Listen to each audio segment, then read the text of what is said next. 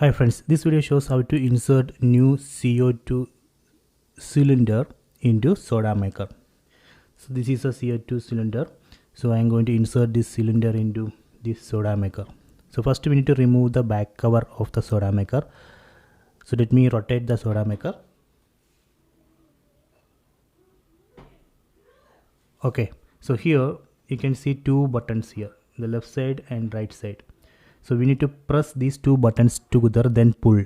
So that way we can remove the back cover. So let me do that. Just press and pull. See. Done. Then we can insert this CO2 cylinder. Just take the cylinder and here we can see one hole here. Just insert it here.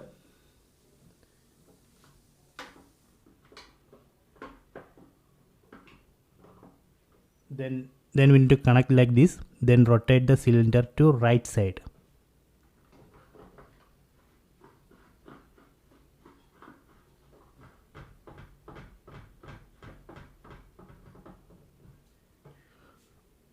Okay, done.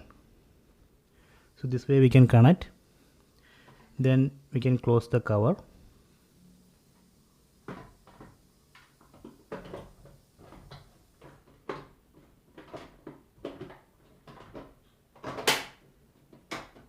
Okay, done.